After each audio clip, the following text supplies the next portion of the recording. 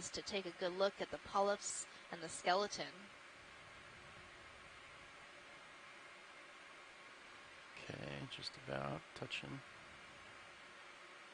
But it also looks like we're getting into some nice consolidated substrates, hard substrates that corals and sponges, other animals like to associate with.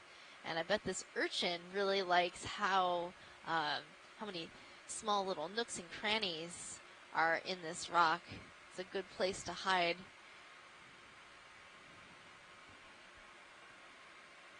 Okay, I think we could go in partial video. Okay, let me pan around.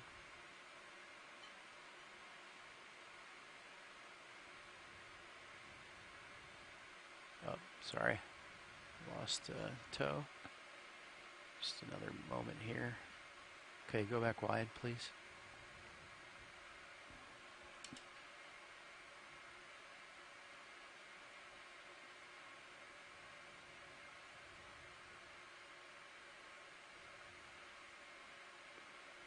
Yeah, maybe just a right toe.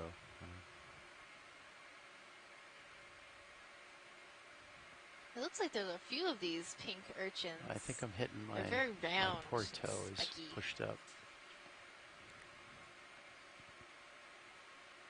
Yeah, I didn't get a real close-up, but I'm pretty sure that's Echinos. All right.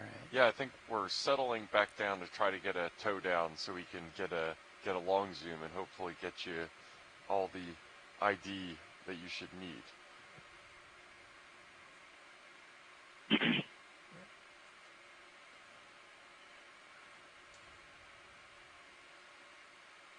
Matt Bridge.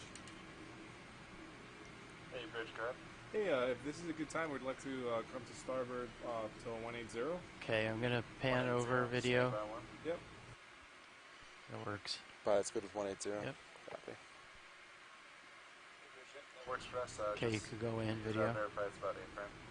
Yes, it is about the A-frame. Sounds great. Yep. Thank you very much. Got it.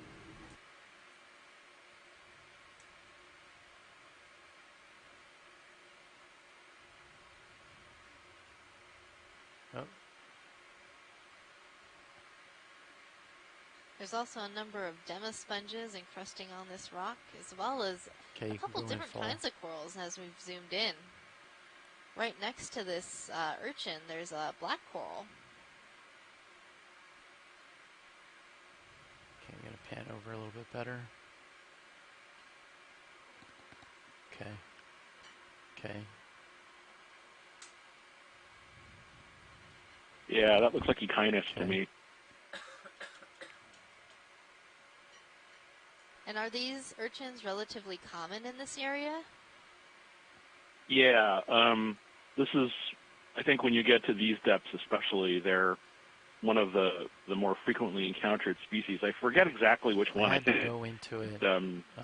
It's been debated. I know Echinos acutus is one of the things that you see in this area, but there's a species complex of these. And I'm not an urchin guy, so I'm entirely sure Yeah, I thought it the differences between all the different species, you can see them from video imagery. I recognize the shape of the spines and the test and the relative color, the sort of white, sort of with pink highlights. The other thing that is interesting about these is that I think on prior Okeanos dives to this area, we've seen Echinos feeding on different types of octocorals. They climb up onto them and start gnawing on them with their little jaws. This pilot, and I don't think that's actually been written up yet, but we'll get to it eventually. Sure. But yeah, I mean, this could be you could, if we sped this up with time lapse, this could easily be a Jaws scenario with the urchin waiting to pounce on that unsuspecting coral in the background. Base and then zoom up, or? And surely just as thrilling of a predator-prey chase as Jaws. All right, coming down. Well, there's certainly teeth involved. Jawless, I suppose. I mean, sea urchins. All right. Well, yeah, sea urchins have an Aristotle's lantern. That could be considered a jaw. I didn't want to go that fast. So right now we're looking at a type of coral known as a primnoid coral. So it's it's an octocoral in the family Primnoidae. And this is a bit different than the other primnoid corals we saw in previous dives in the canyon. Or is there a branch somewhere? So Scott France in the chat room says that this coral looks like Calyptrophora antilla. And Calyptrophora is a type of primnoid coral that is known for its lyrate branching.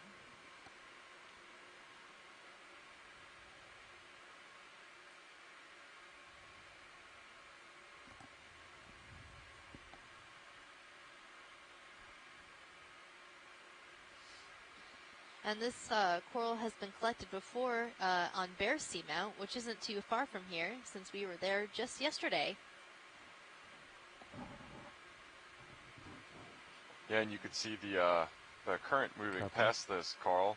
That is obviously critical to its survival, as it is a sessile organism and can't move from that holdfast that you can see at the base of it. Copy. Watch lead pilot, is that the imagery you wanted? Yes, thank you, pilot. Copy. Okay, full wide when you're ready, video. So the first corals of the day. It's a good start. And as we keep making our way up slope, we're thinking we'll see even more corals and sponges, because perhaps some of this sediment will go away and we'll have more bare rock for these animals to colonize. We're not quite yet at our 1,250 meter mark that our mapping lead Mike White has predicted to be the best habitat available for these sponges and corals. We're currently at a depth of 1,310 meters. And we're still seeing our fish community. There's a blue hake, Antimora rostrata, and some cutthroat eels in the background, Synaptobranchus gracilis. Can we get a snap zoom on this rock? The white rock, watch lead? Please. Copy. And odd white rocks. Yeah, that. Oh, thank you. Yep. Yeah, that definitely looks like some type of carbonate to me. Full wide. And I was looking back just in terms of what era that might have been deposited in. And I know a lot of the canyons along this margin incised deeply enough to expose Eocene sediments. And the Eocene was from 56 to 33.9 million years ago. And at the beginning of the Eocene was an era known as or period of time known as the Paleocene-Eocene thermal maximum. Okay. So that was a time when temperatures were actually hotter than they are right now. It's being studied a lot as kind of an analog for what we might be heading towards with climate change. And it was a period when it was there were higher latitudes than are currently favorable for development of corals. So during that time, you got reef building in a lot of latitudes that aren't habitable for reef building right now. So that might be some carbonate from the Eocene, for example. I'm not exactly sure.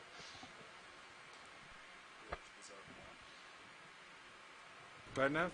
Hey, ready for a shutdown? Ready.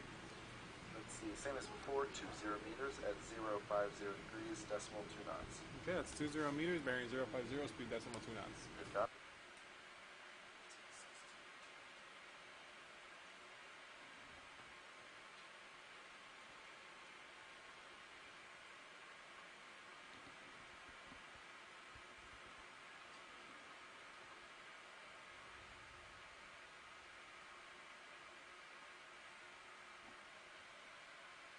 So co-pilot counterclockwise on the Z-bias pushes you down, correct?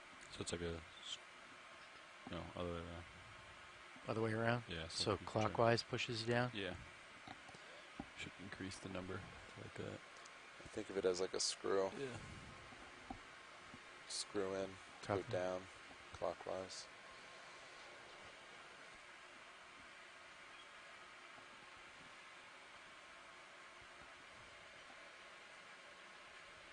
So this right now would be an example of strata or layers of rocks that have been deposited but didn't have the mechanical strength to hold the really steep slopes that we're looking for. So mapping out the distribution of these different geological facies or environments could be another way to kind of infer what kind of communities we would expect to see beyond just looking at the current morphology or the shape of the walls that we observe from seafloor mapping.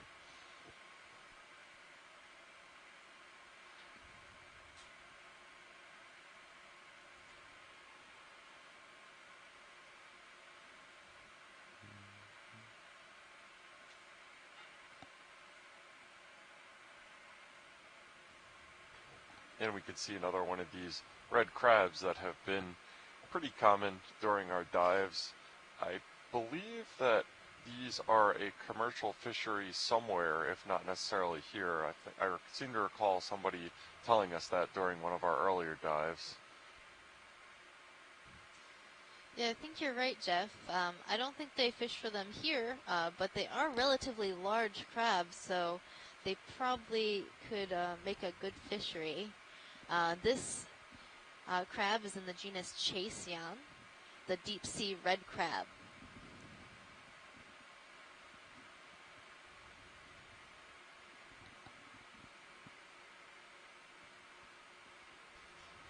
They've been pretty good to us during this expedition so far, having provided a good number of things to talk about. Earlier this dive, we saw one chasing a hake out of its hole. It had taken up residence in a small burrow, and this fish was trying to hide from the ROV perhaps, and the crab was not going to let it take over its home. No, in one of our earlier dives, we saw a great tug-of-war between one of these red crabs and a couple of cutthroat eels over a delicious piece of short-fin squid. And that's a video that you can check out on the highlights produced by our great video team on oceanexplorer.noaa.gov. We've also seen a number of these crabs in mating ritual where the male and the female walk around together.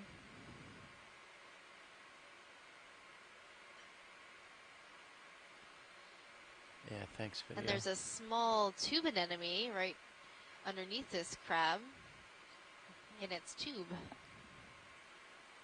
Yeah, I think I'll try and... Bridge move complete.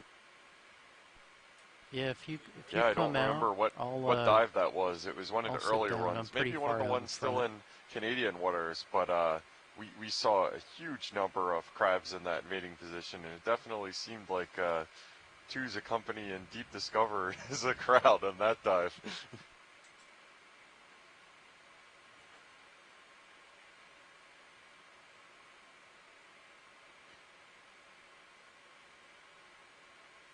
This crab seems to have found something interesting to pick at the bottom of the sediment. All right, when you're ready.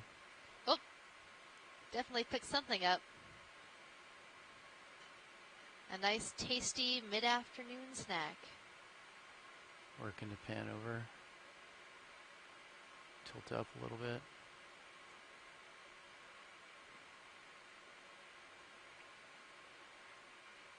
Maybe we can get a nice look at what it's eating. Looks like these are tubes, maybe from a polychaete or a type of bristleworm. Copy. Yeah, I'm working. All right. And this crab has a number of different associated organisms with it. I'm seeing some barnacles and some amphipods try and tilt just down hanging a out bit all over this crab. The amphipods are probably that's just what I'm working on. Looking to use this crab as shelter. As soon as I pan to the right a little bit, there's a bunch of start to get pushed around by the current a little bit. Material all over the crab, so they might be using that for food as well. And and cleaning up any leftovers the crab might have when it's feeding. Yeah, we talk a lot about the importance of substrate in these environments, and nothing really mandates against having mobile substrate. That probably actually helps. Okay.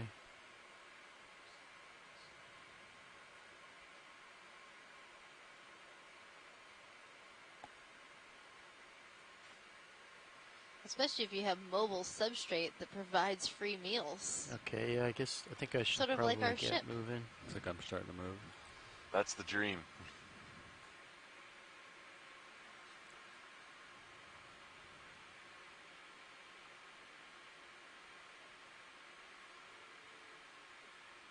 Okay.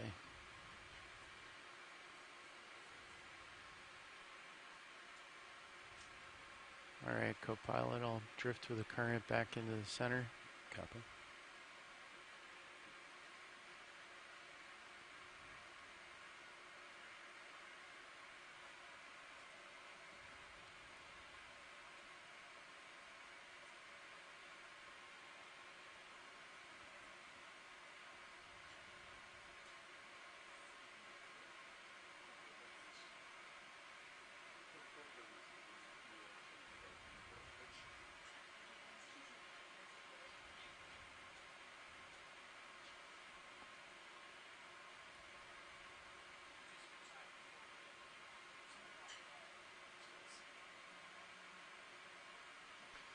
And it looks like this crab that we're looking at right now is in apparently a bit more perturbed by Deep Discover than the other one, and is in a pretty obvious, even to a geologist, defensive posture. That's pretty common to animals, is to, when they're under threat, is to get as large as possible. And that's also advice for humans that I've heard before in relation to bears or just any other predators, is as large as you can make yourself appear is advantageous. Yeah, a little rock or divot. If it wasn't such a hassle for our ROV crew, we discussed how it would be interesting to put up Deep Discover's manipulator arms to emulate that crab and see what the reaction would be to Deep Discover getting as big as possible.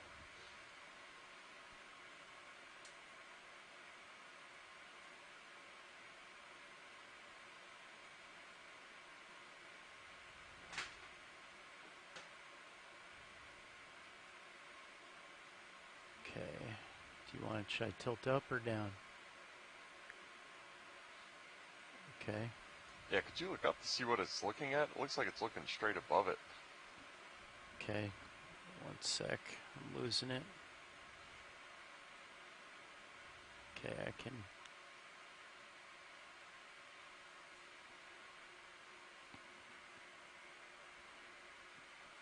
Alright, I think I got it now.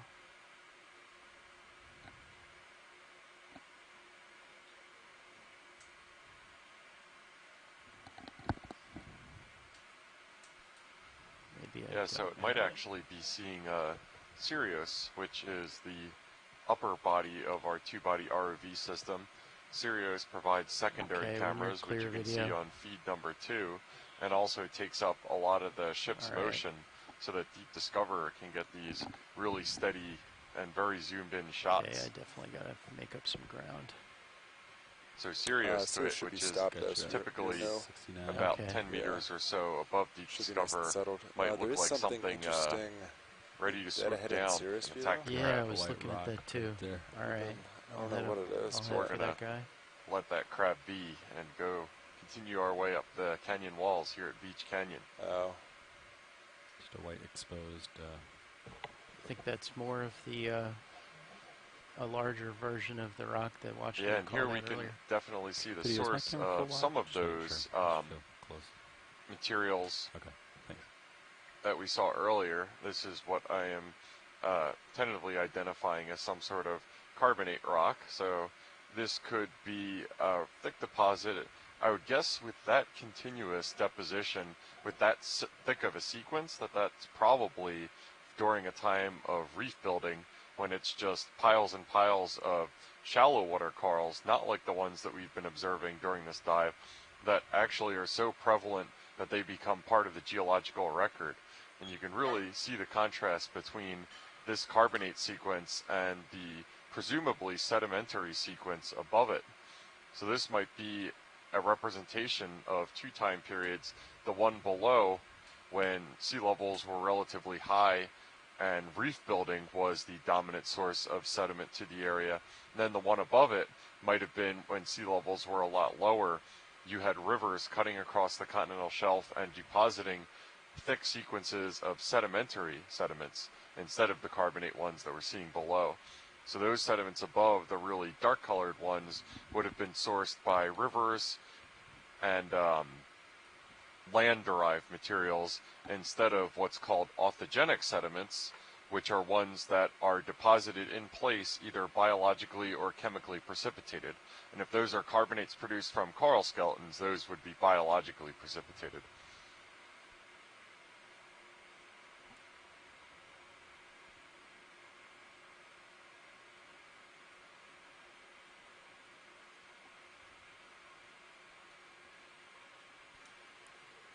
Alright, pilots, I'd like to keep the moves going. If you feel comfortable, I'd like to put in another 20 meters. Works for pilot. Same as before, 050. Yeah, that looks good. To me.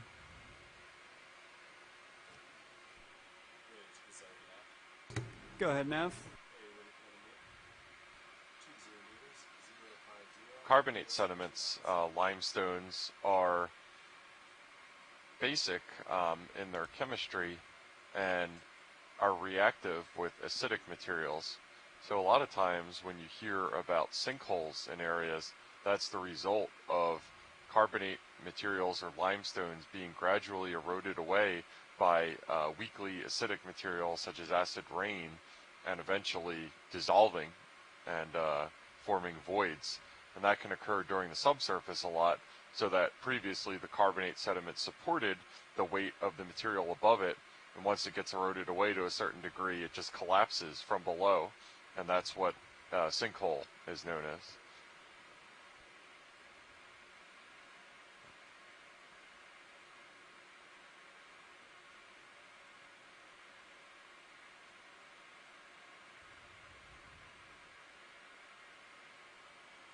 Okay, we're pretty far This out in definitely front, so we'll get appears to be back into a sedimentary sequence deposited above that carbonate. We can see our Venus flytrap anemone, a really common encrusting organism that we've observed over this entire expedition, from Canadian waters down to U.S. waters.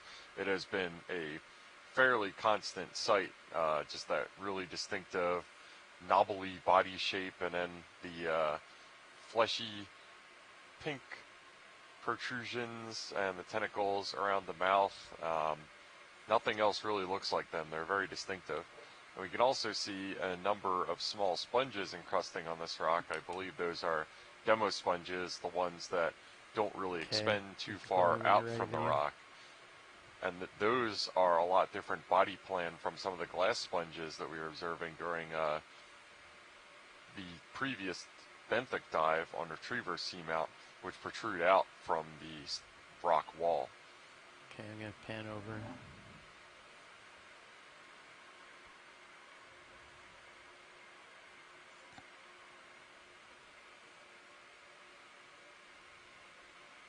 And tilt down a little bit.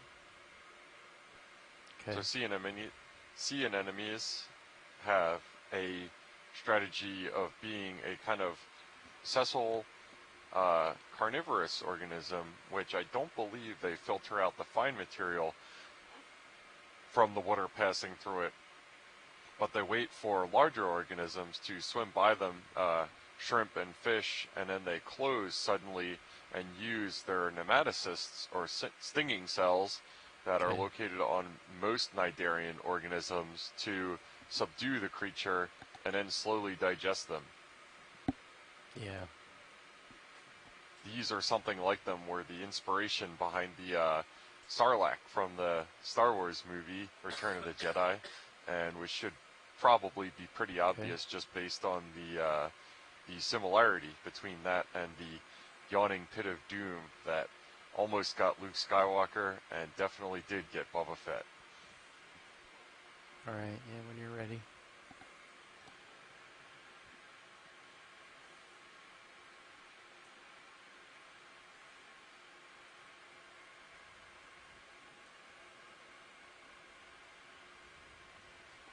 Copy full.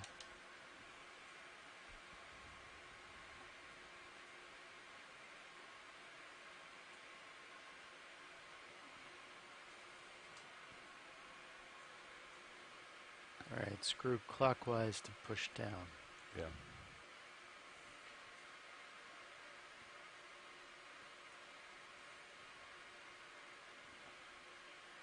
So now that we're stepping back and getting a little bit broader view as visibility allows of the canyon walls, we can definitely see a lot of these steeper walls that Mike White, our mapping lead, identified on the bathymetry.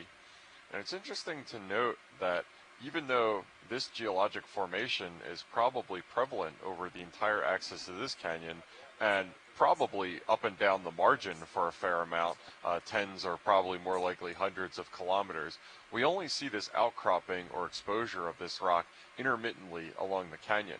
And that can be due to a number of factors, including how active slope failures were above this particular outcropping. It might be mantled with sediment, regional currents blanketing it, or possibly the fact that even though this material is mechanically stable here, it's not as stable in areas of the other areas of the canyon, and has therefore kind of failed away and been mantled. It's pretty variant, even though the geology is generally fairly consistent over large areas.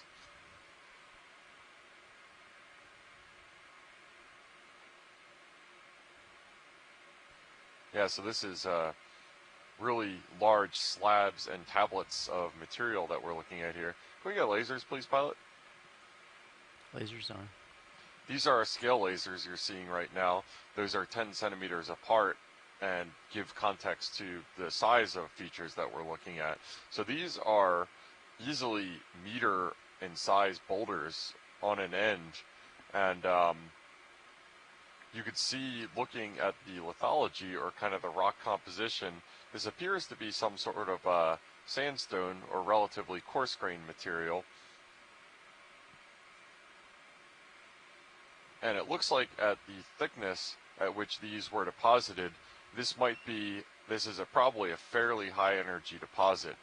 So this could be something like the channel deposits of an ancient delta from when rivers were depositing near this area during sea level low stands, or these could be sequences of turbidites, or the depositional product of turbidity currents.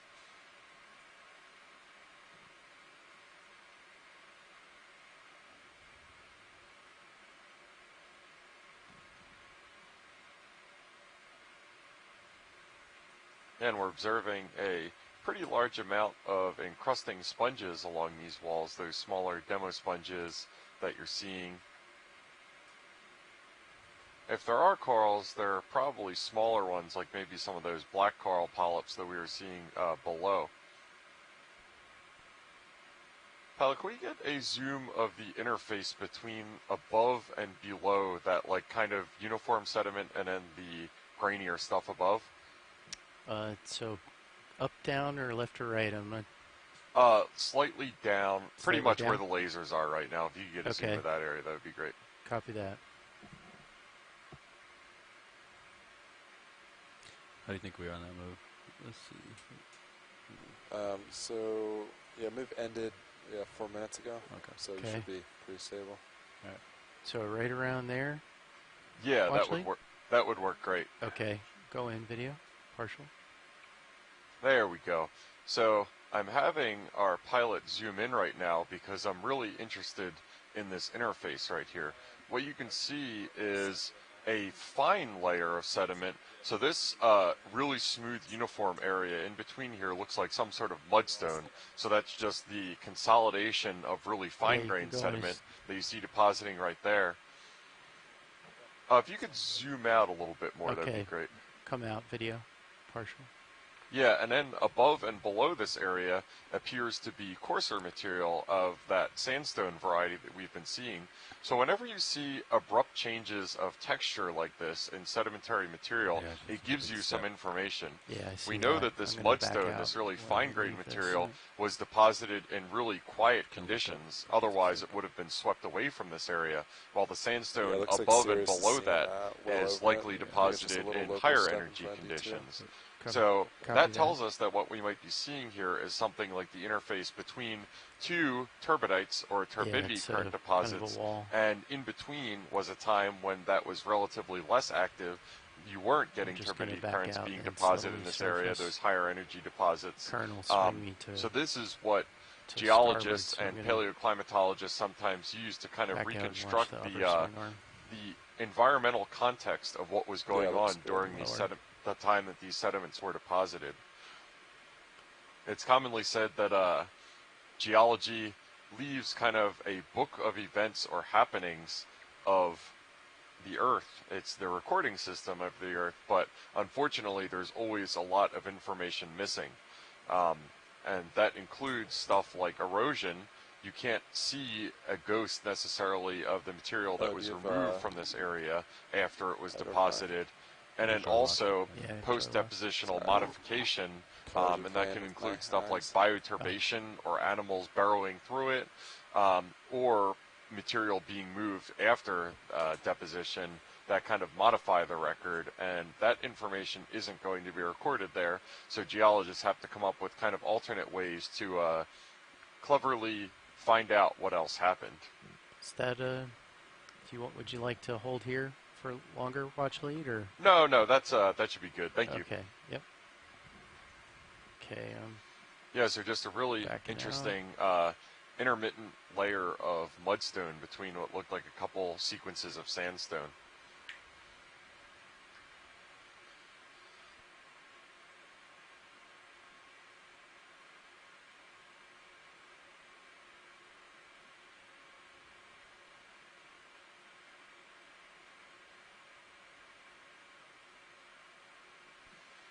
This area where we're seeing mudstone, sandstone, and carbonates in really close proximity is interesting.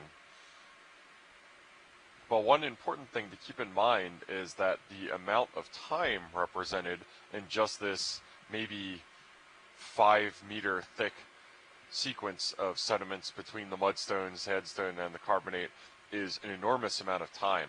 Once all of those sediments get consolidated or have the water squished out of them, I get above this co-pilot, I'm going to start represents back up. Probably on the order of tens or hundreds of thousands or possibly even millions of years of sedimentation once everything gets kind of squashed down. Pilot, there was a coral to the lower left. Sorry, do you mind panning that way to see if we can look at that? Is the move underway, Nev? No, ship's stopped. Okay. I would rather keep going. Okay. Because you're off to my side. Yeah, watch lead. The ship is passing by. I can get a real quick snap zoom, but not very much more than that. Okay, there's no worries. There'll probably be more of them. All right.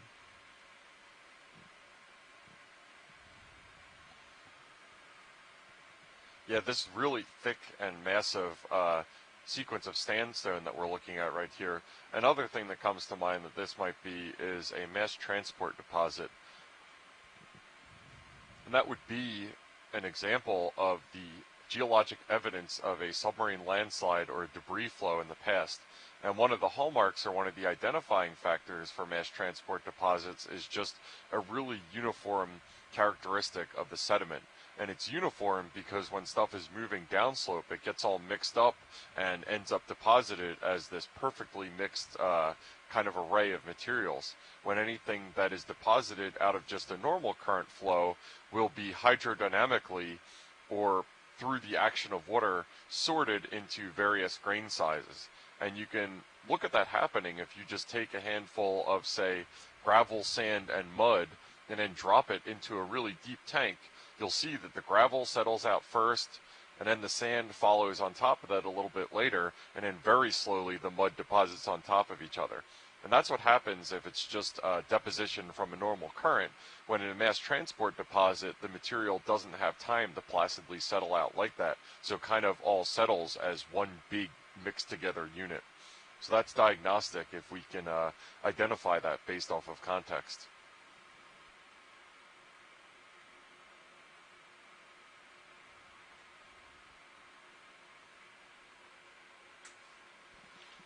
Looks like we're seeing a lot of these xenophyophores that we identified on the canyon floor.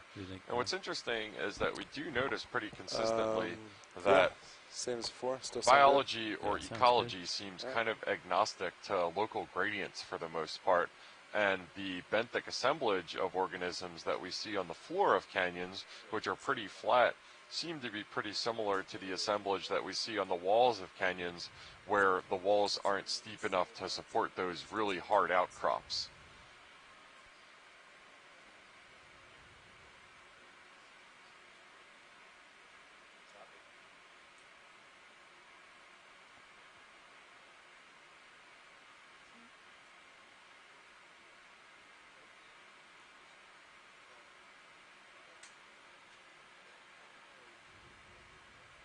We're also seeing a couple of those burrows that we observed before, maybe some of those red crabs living in them. And you'll notice a lot of times when we see those burrows, there's two holes in close proximity to each other, and usually those are connected so organisms can get better airflow as well as space for both feeding and elimination within the same burrow.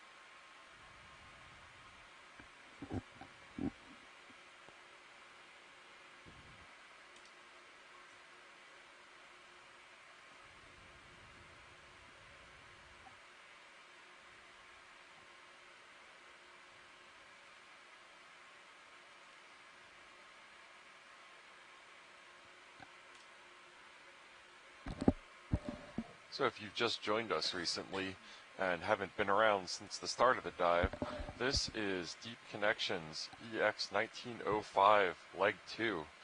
We are exploring submarine canyons and seamounts of the New England and Canadian area of the U.S. continental margin.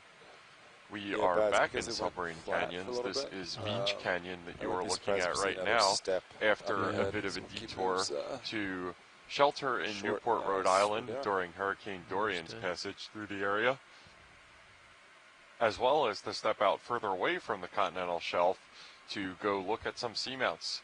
We had a couple great benthic dives on bear and retriever seamount, and we also had a midwater dive yesterday to look at some of the open water species that we don't see on these benthic areas during our dives.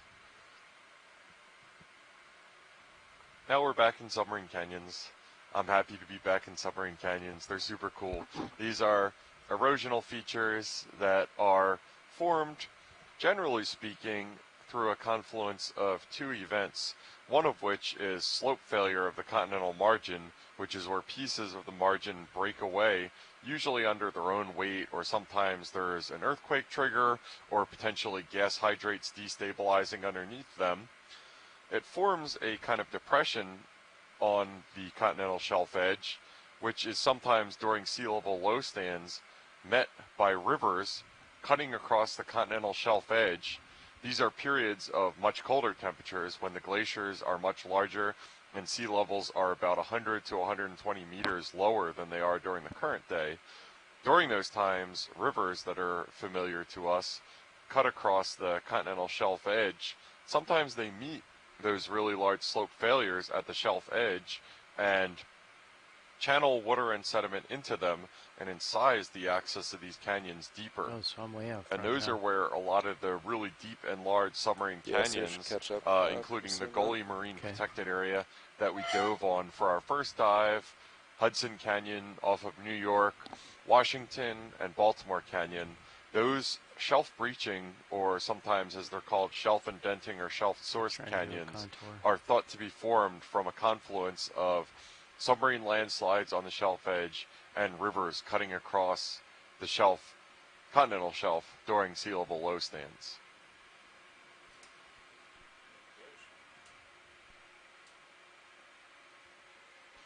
We are ascending the northern wall of one of these canyons, Veatch Canyon, right now.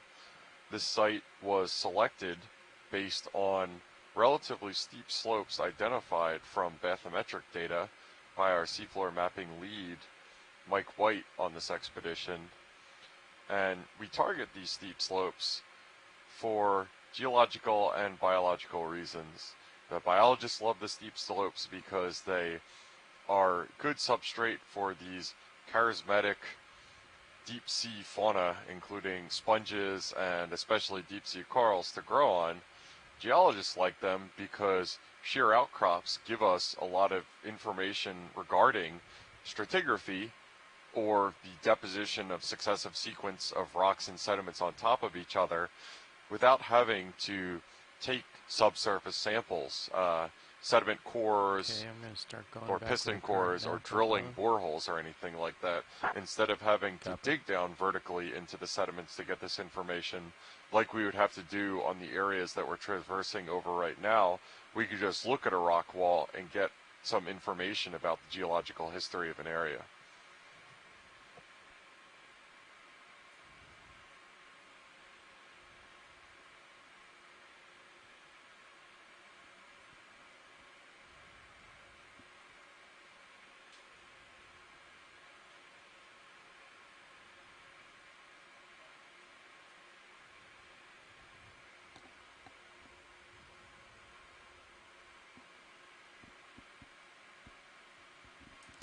Alright, pilots, we had a little bit of a pause between moves. Sonar looks pretty clear, and from what D2 can see, looks pretty clear at 2. Ready for another 20 meters. Sounds good. Copy that. I'll do the same.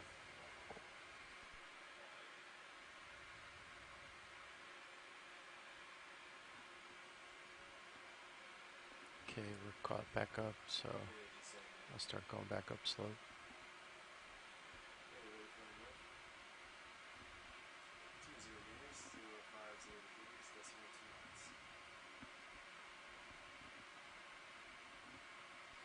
We are transiting across and then up this wall of Veatch Canyon, as I said before.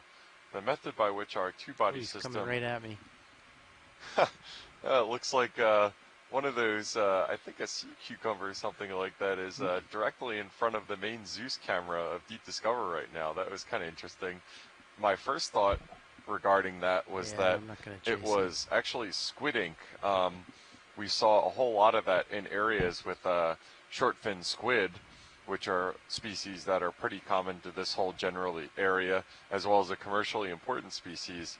The ink that they shoot out is actually like a yellowish brown color. So I thought that's what we were seeing at first, especially since we saw a good number of those short fin squid during our descent. But it turned out to be something that was actually a organism instead of just gunk from something else.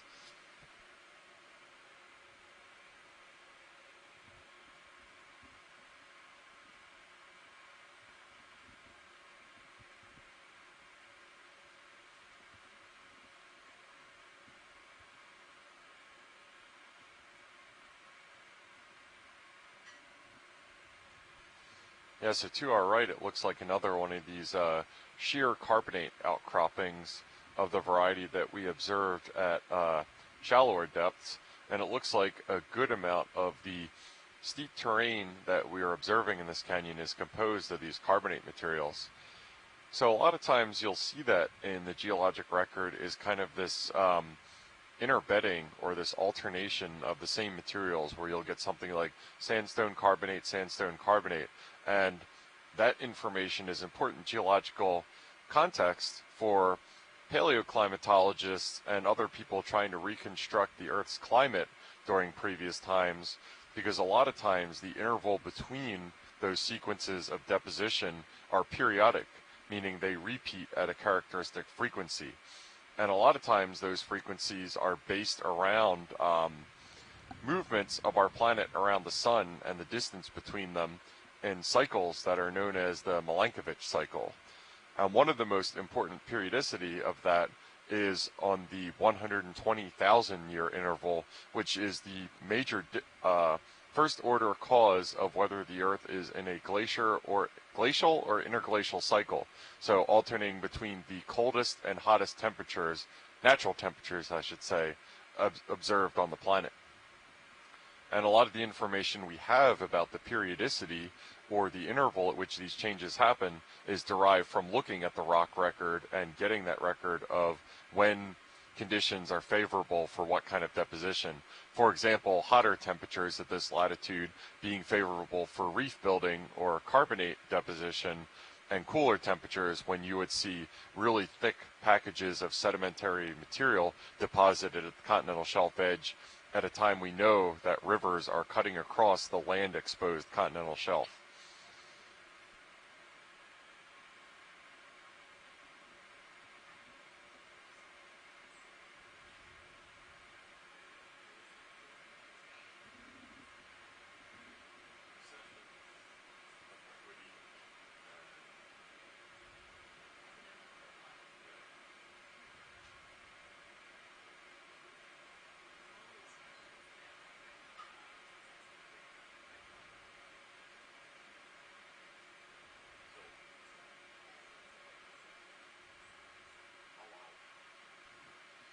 Coming into view right now is a halosaur.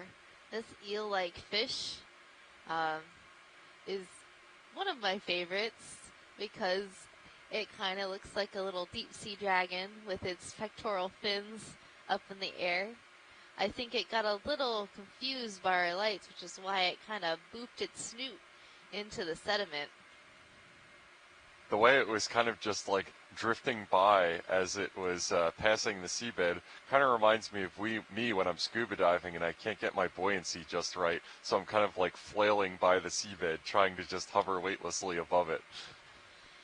These fish have an eel-like swimming pattern where they just undulate the tip of their tail, and this is a very efficient way to swim, doesn't use a lot of energy.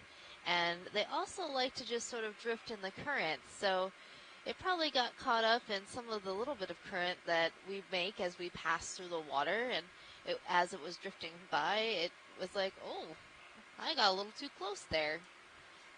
But it looks like this one's righted itself, and as we zoom in, we're going to be looking at the top of its nose if we can. If there are scales on the top of its nose, it's likely in the genus Halosaurus. If there are no scales, and it's very sort of jelly and see-through, then it's in the genus Aldrovandia. But oftentimes these fish aren't very cooperative when trying to see just the top of their nose. I think it just really wants to get a good look at us as we're getting a good look at it. And that movement of just undulating the back of its body, which is mostly fin, does look like a very efficient way of moving. Efficient? 100%. You might say it's sophisticated.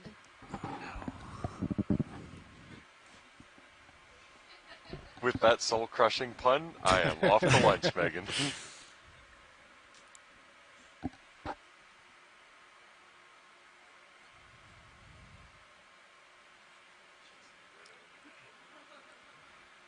Okay, we got a little bit of time to catch up. I'll just try and do another one of these shrimp real quick video. Oh, we're seeing another Nematocarcinus shrimp that's carrying eggs on her pleopods. Those are those swimming fins that and the yeah, shrimp that move has ended underneath like its 3 tail. minutes ago, so we probably have a little bit of swing. Copy. And should be all set then.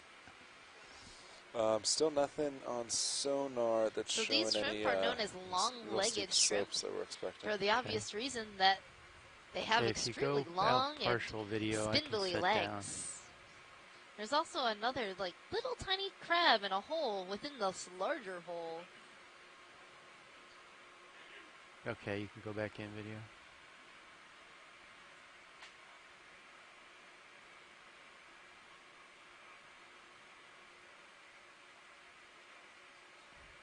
I moved my rotator at the exact same time you did, I think. And I thought I had control of it again. These pneumatic carcinus shrimps are pretty common in the deep ocean. Trying to pan back left video. We usually see them walking along the bottom and on rocks or even across sediment. You gotta leave some for the imagination.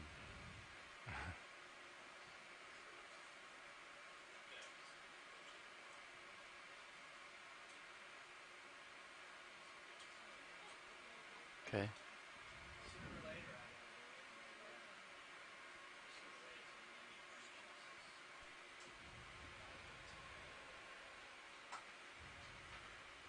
Okay. Okay, yeah, I think it's time for pilot change, so I'll just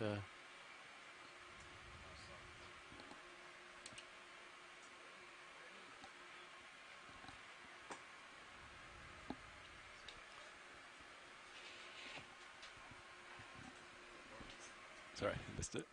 Again.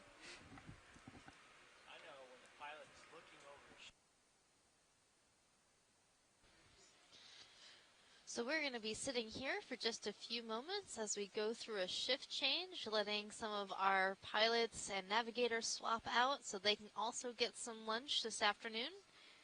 And we are going to have some new pilots and navigator taking over. If you're just joining us, this is Megan Putz, your biology lead, aboard the NOAA ship Okeanos Explorer. Today we are exploring at Veatch Canyon. This is dive 11 of our Deep Connections expedition. Our current dive site is in an unexplored area of Veatch Canyon, and we are transecting up towards a steep slope on this canyon wall on the eastern side of the canyon. We're hoping to see some sheer rock faces, and this area has been predicted by a habitat suitability model to have a high density of deep sea corals and sponges. So deep sea corals and sponges often inhabit hard substrates in the deep ocean.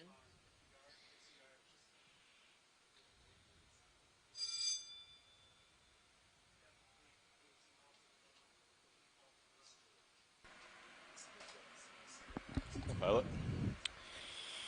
Co-pilot, Daniel. Here we are again. Here we are. Just getting sorted. Okay. I don't know if your camera is zoomed. Hey, Emily, can you verify Sirius is zoomed out all the way? And today's dive is within a submarine canyon. You're not getting which is just like altitude. a canyon as you'd see on land, but soft underwater. Yeah, and Pilots, for your awareness, ship's been stopped and Sirius should be pretty stable. Ship's been stopped for and about our 8 geologist minutes Jeff, now. who just stepped off for lunch, Dave, could explain a little bit more about the geology, step and he will when he gets back. But I wanted to say that tall or something. submarine canyons like this one are really important ecosystems, and they serve as habitat for a wide variety of animals. And a lot of scientists call them hotspots of biodiversity in the deep ocean. So these areas concentrate a wide variety of animals because they provide a wide variety of habitats that these animals prefer, like soft sediment areas that we're viewing now, sheer wall faces that are often inhabited and colonized by deep-sea corals and sponges, along with numerous invertebrates that are widely adapted to these different environments. Just getting the lay of the land here. Getting settled in, guys. All right. Pilots, y'all aware bailout southwest? Yeah. Okay. bailout is southwest, and we do have a waypoint that basically is on a bearing of 050. Okay. So pretty much up the slope. Pointed that way. And should we get like pretty much settled in if y'all are ready for a move? Yeah. 060. Should we go ahead and do 50. 50? Yeah. Okay. If we're trying to get to something other than what we're in now. You want 060 or 050? I think 060 looks pretty Passing through our view is a nice swimming creature. I think I did say they're expecting a step here because we're on the tiny see that? swimming sea Do you want to start with 30 maybe? Throughout today's go ahead and dive. do the full 50. Well, 30 will bring you to where I am now, and I'll push out a little bit. I see a little something midwater here, fish known as a bristle I mouth. think it's going to be Bristlemouths are one of the most abundant vertebrates on the planet. They live throughout the water column, You're up which pretty far. is all of the Let's go water ahead and do 30. from the surface 30? of the ocean We'll to the settle bottom. if this is nothing. And during 060? yesterday's dive, we were exploring the Sure. water column, Okay. looking at different layers Get that within in. this Bridge very nav. vast and the largest biome. Yeah, on ready our for a planet. move. Trying to understand 30 more meters, about the 30, animals that bearing live of there 060, and the speed of variety 0 of decimal 2 animals knots. that live there. We also had the chance to sample a few of these organisms using our suction sampler, Roger that. Thank you. which gently can bring these animals to the surface without Well, it does look damaging like you them, got a little bit of because a something there, number huh? of these animals are gelatinous and extremely fragile.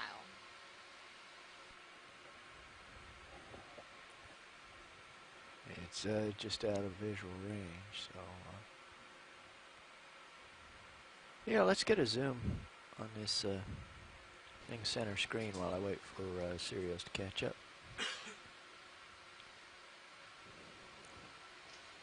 So in the center screen, we're seeing a Venus flytrap I was anemone. advised This that anemone Zero is in the swings about family 5 minutes to the lake. Hormathiidae. Sounds good.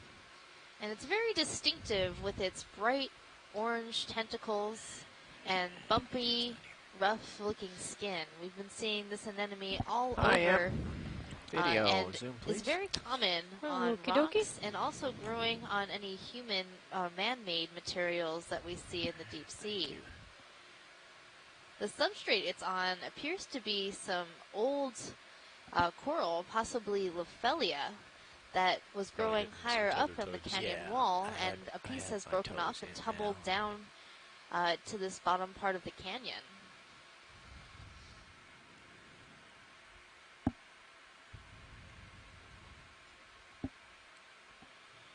Yeah, we can come wide again.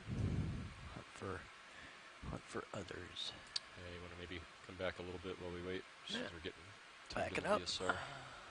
And so these explorations that we're doing today are made possible by our ROV pilots, navigators, and videographers.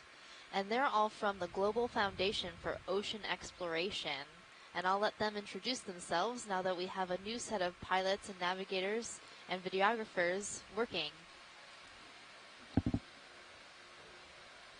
Now, hang on. I'm not on. Is that on a Okeanos?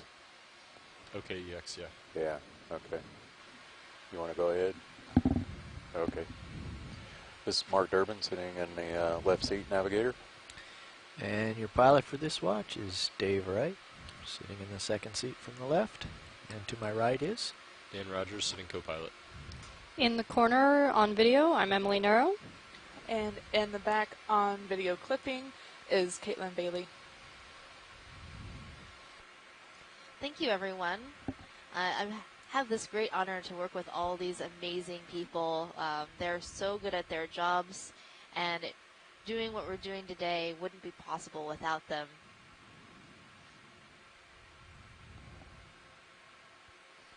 Another group of people that we should thank for this operation are the people who actually run the ship. We have NOAA Corps officers who do a lot of the driving of our ship, and then we have all of our mariners who work on maintaining the ship itself, so all of our engineers and deck crew. And without them, the ship wouldn't run, so we definitely need them. They're a very important part of our operation. And of course, We have to also thank our galley crew who put together some of the most tasty meals.